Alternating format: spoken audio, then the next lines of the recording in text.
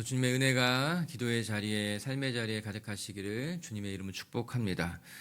오늘 본문부터는 에스겔의 본격적인 사역이 이제 시작이 됩니다. 3장이 소명장이라고 어제 함께 나눴어요. 하나님의 사명을 받은 에스겔이 이제 4장부터는 본격적으로 주의 말씀을 듣고 어떻게 사역해야 하는지 깨닫고 또 그 사역을 시작하게 됩니다. 본격적인 선지자의 삶이 시작이 되는 것이죠. 그런데 그 내용이 참으로 안타깝습니다. 하나님의 사명을 받아서 뭔가 영광스럽게 사역이 펼쳐질 것만 같았는데 또 그가 사역할 때마다 승리하고 또 어떤 역사가 나타날 줄 알았는데 오늘 말씀을 보게 되면 그의 사역이 참 안타깝기도 하고 안쓰러워 보이기도 합니다.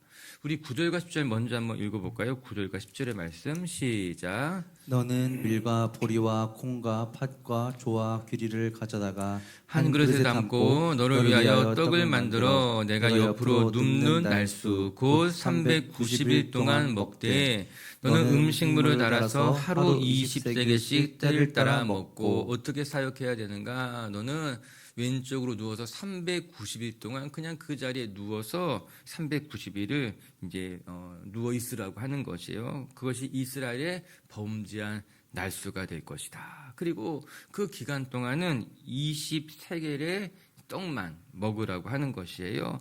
밀과 보리와 콩과 팥과 조와 귀리 같은 걸 섞어서 떡을 해서 먹는데 그게 20세겔이라고 하는 거예요. 20세겔은 약 228g 정도 되는 거거든요. 고기 이제 1인분이 180g, 200g인 거잖아요. 떡 228g이면 아주 조금인데요.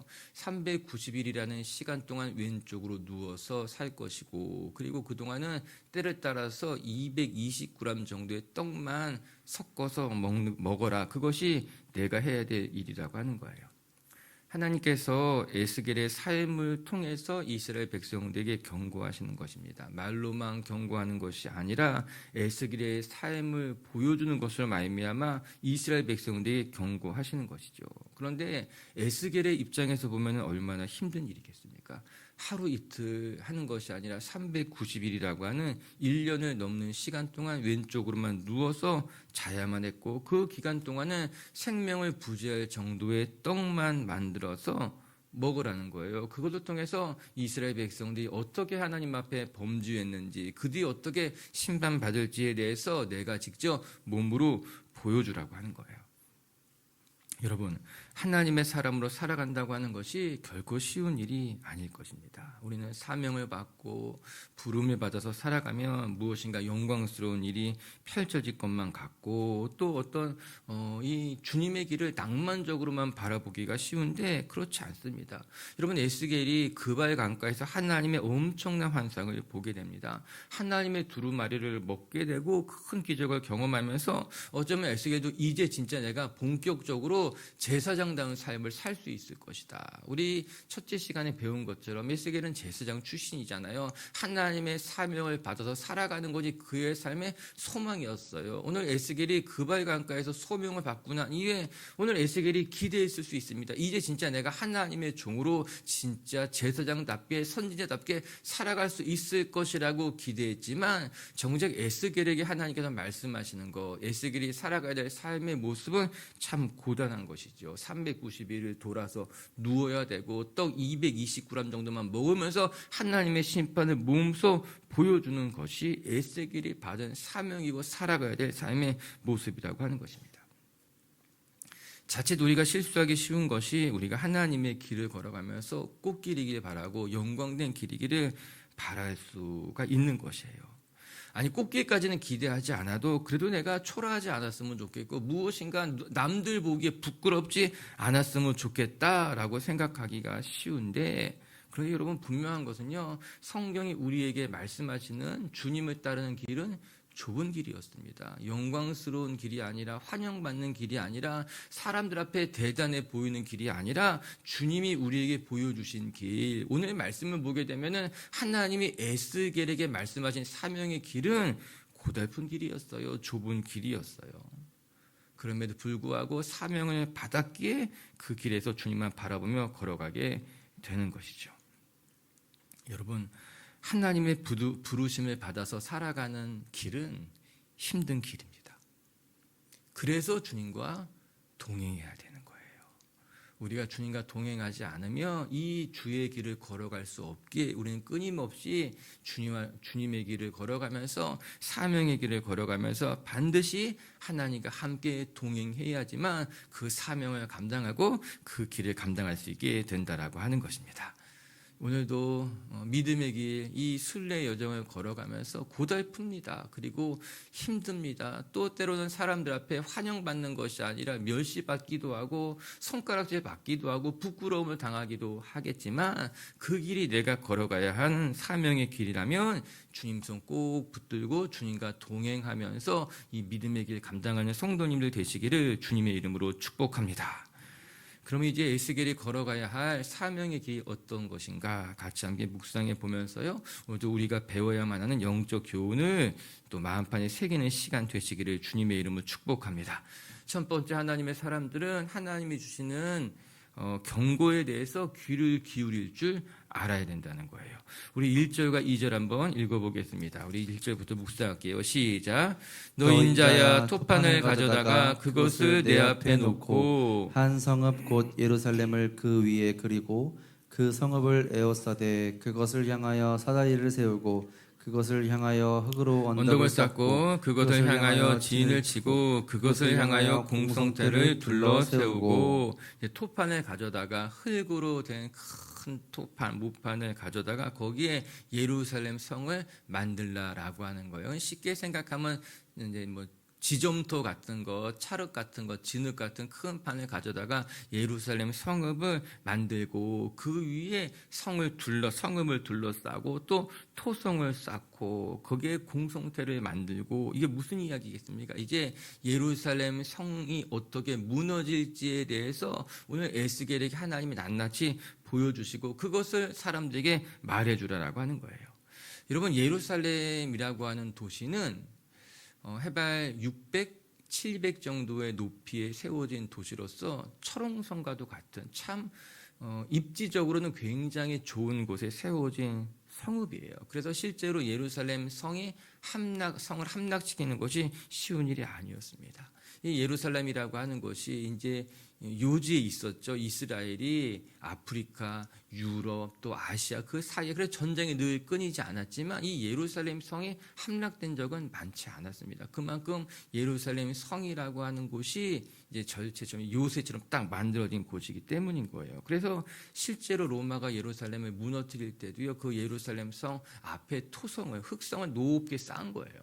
공성태가 무엇인가? 성벽을 무너뜨리는 이제 무기예요. 우리 영화 같은 거 보게 되면 큰 돌을 달아가지고 성벽을 무너뜨리는 데 쓰는 거 있잖아요. 굳게 닫혀져 있는 성문을 가서 전차 같은 것으로 받아서 무너뜨리는 게 공성태라고 하는 거죠. 오늘 에스겔에게 말합니다. 너 사람들 보기에 쉽도록 토판을 가져다가 예루살렘 성벽을 한번 만들고 거기에 성읍을 두르고 그 앞에 토성을 쌓아 어떻게 무너질지 보여줘. 그리고 공성대까지 다 만들어 이렇게 예루살렘이 무너지게 될 것이라는 것을 보여주라는 거예요.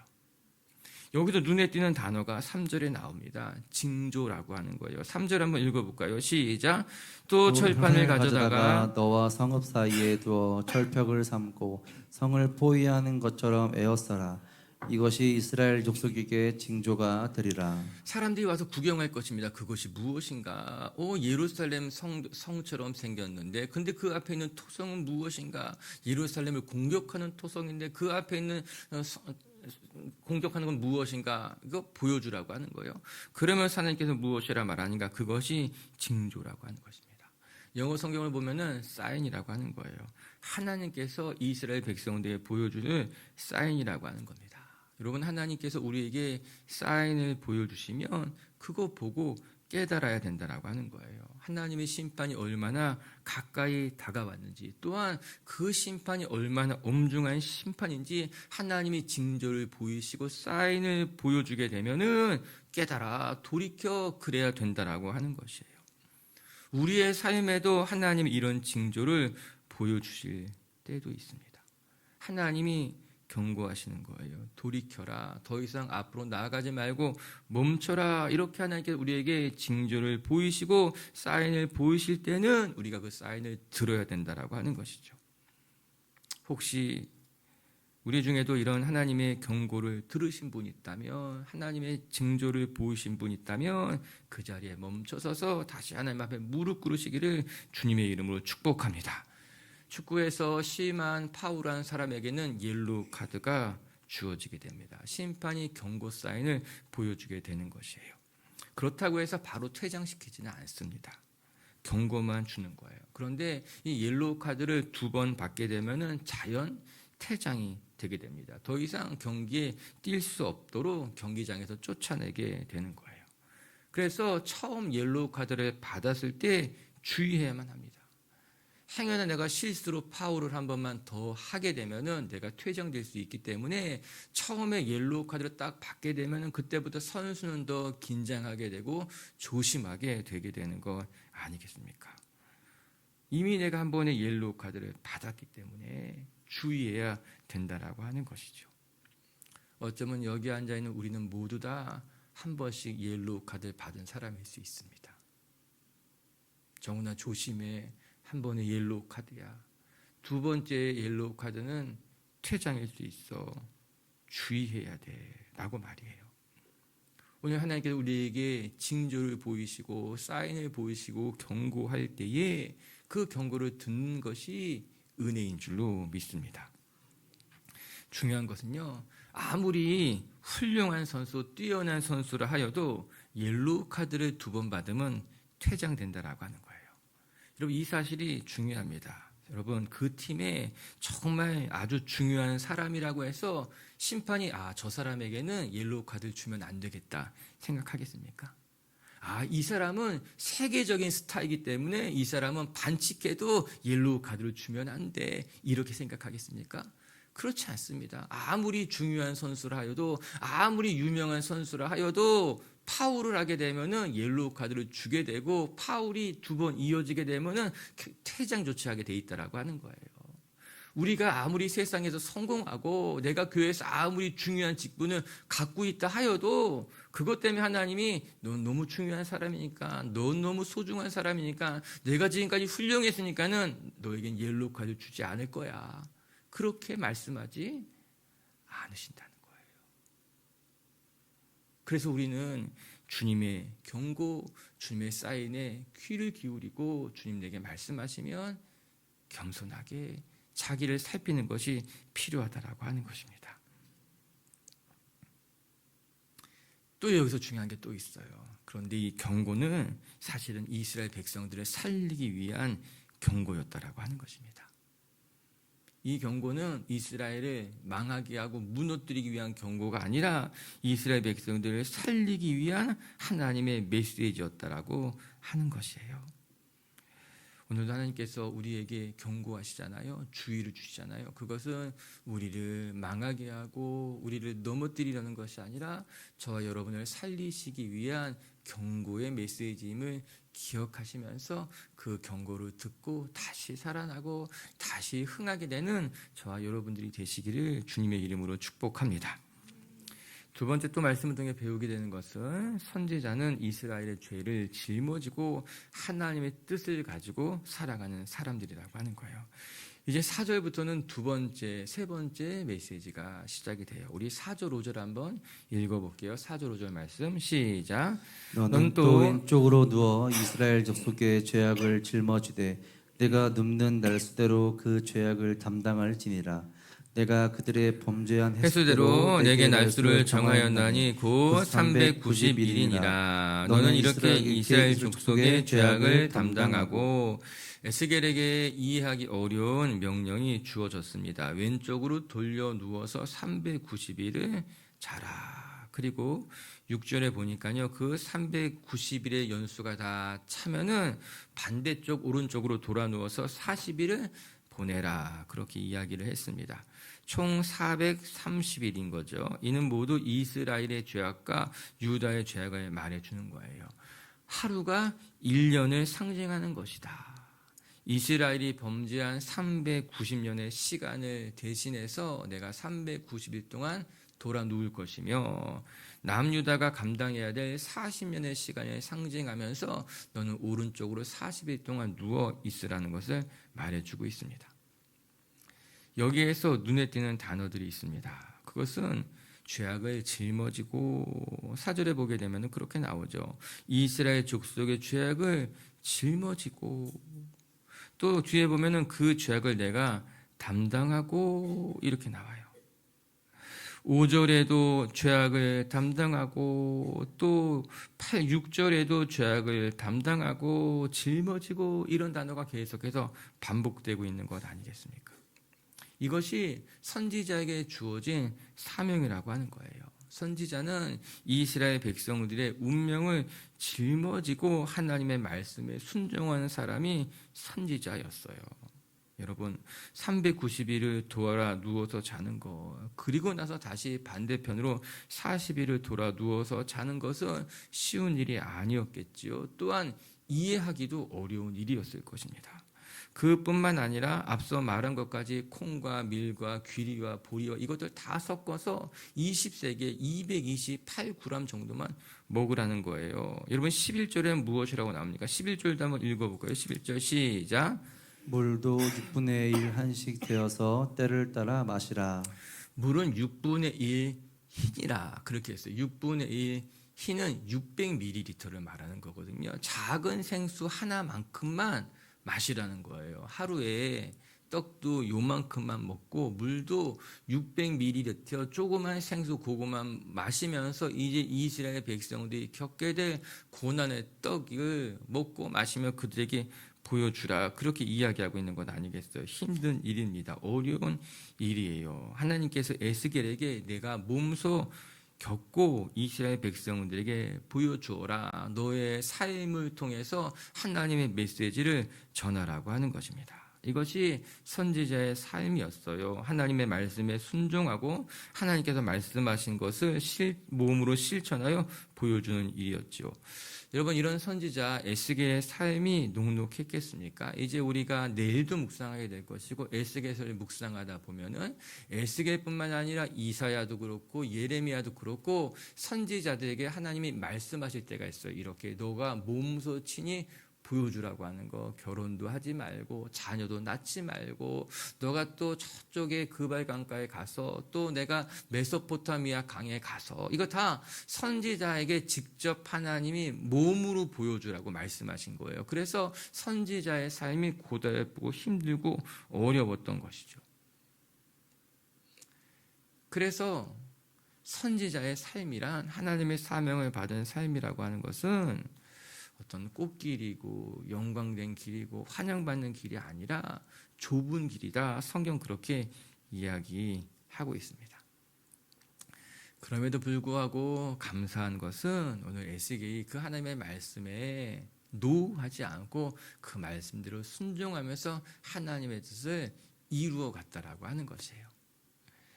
그게 에스겔의 운명입니다. 할렐루야. 우리의 삶에 내게 주어진 운명의 길이라면 그 길을 피하지 말고, 또 그 길 앞에 불평하거나 원망하지 말고, 그게 내게 주어진 길이라면 그 길을 멋지게 걸어가는 것이 오히려 우리에게 축복인 줄로 믿습니다. 빙글빙글 돌아가면서 싫다고 불평하며 원망하며 십자가에 걸어가는 것이 아니라, 내게 주어진 길이 이 길이라면 그 길에서 단단히 서서 견고하게 그 사명을 감당하는 것이 그때 진짜 부끄럽지 않고 초라해지지 않고 멋지게 걸어가는 길이라고 저는 믿습니다. 말씀을 조금만 더 읽어볼게요. 12절 말씀인데요. 이 말씀도 한번 이제 이해하면 좋죠. 12절 읽어보겠습니다. 시작. 너는 그것을 보리떡처럼 만들어 먹되 그들의 목전에서 인분 불을 피워 구울지니라. 그 떡을 어떻게 만드는가? 이제 사람의 인분으로, 변으로 해가지고 구워서 만들어라, 이야기하게 됩니다. 근데 에스겔이 그것이 불편했습니다. 왜 불편했는가 하면은 그거는 부정해지는 일이었거든요. 율법에. 우리 14절만 마저 읽고 마칠게요. 14절입니다. 시작. 내가 말하되 아하 주 여호와여 나는 영혼을 더럽힌 일이 없었나이다. 어려서부터 지금까지 스스로 죽은 것이나 짐승에게 찢긴 것을 먹지 아니하였고 가증한 고기를 입에 넣지 아니하였나이다. 아멘. 에스겔이 하나님께서 말씀하시는 거 왼편으로 돌아 누워서 300일 동안 불편하게 자고 또 요만큼의 떡과 요만큼의 물로 이 사명을 감당하는 것은 내가 하겠지만 내가 제사장 출신으로서 부정케 되는 것은 하나님 내가 지금까지 행하지 않았습니다. 이렇게 말하는 거예요. 고달픈 건 할 수 있겠지만 힘든 것을 할 수 있겠지만 내가 하나님의 사람으로서 부정케 되는 일은 제가 하지 않았습니다. 그렇게 이야기하는 겁니다. 그래서 하나님께서 인본으로 하지 말고 쇠똥으로 해라 그러면 그렇게 이제 15절에 보면 나와 있거든요. 전 이런 에스겔의 모습도 참 귀하다. 에스겔은 고난의 삶은 내가 다 받아들이겠습니다. 그런데 그 속에서도 율법을 지키며 부정케 되는 일만큼은 제가 하지 않으며 이 길을 걸어갔습니다. 그렇게 이야기하고 있는 것 아니겠습니까? 여러분 우리도 이 믿음의 길 걸어가면서 고난도 감당하고 힘든 일도 감당하고 그러면서도 중요한 것은 무엇인가 하면은 그 속에서 내 믿음을 지키고 내 안에 정결함을 지켜가는 것은 또 중요한 일이라고 하는 거예요. 그렇게 우리 비추교회 식구들도 여러분에게 주어진 하나님의 부르심 아마 다 다를 것입니다. 어떤 사람은 또 이런 일로 또 어떤 사람은 저런 일로 우리에게 하나님께서 사명을 맡기실 텐데 그 사명의 자리가 힘들고 어려워도 그 사명의 자리에서 도망가지 말고 회피하지 말고 더 멋지게 그 사명 감당할 수 있는 하나님의 사람들 되시기를 주님의 이름으로 축복합니다. 말씀을 정리합시다. 이제 4장부터는 본격적으로 에스겔의 사역이 시작이 되고 있습니다. 에스겔은 하나님의 사명을 받고 그 사명 앞에 순종하며 믿음의 길을 걸어가고 있는 것을 우리가 볼 수 있어요. 우리 비치교회 식구들도 사명을 받고 그냥 하나님의 음성을 듣고 그것에 만족하는 것이 아니라 하나님과 동행하며 그 사명을 삶의 자리에서 열매 맺는 하루가 되고 한 주간이 되시기를 주님의 이름으로 축복합니다. 첫 번째 하나님께 우리에게 경고하실 때에 그 경고에 귀를 기울이고 돌이킬 줄 알아야 된다. 하나님께서 징조를 보이시고 사인을 보이시고 말씀하실 때 하나님의 경고를 듣고 돌이킬 줄 아는 성도님들 되시기를 바랍니다. 두 번째, 선지자는 이스라엘의 죄를 짊어지고 그것을 담당하는 사람들이었다. 그래서 좁은 길이었어요. 힘든 길이었어요. 그럼에도 불구하고 에스겔은 하나님의 사람들은 감당했어요. 우리 비치교회 식구들도 하나님께서 말씀하신 십자가 잘 짊어지고 그 십자가 붙들고 살아가는 성도님들 되시기를 주님의 이름으로 축복합니다. 같이 함께 기도합시다.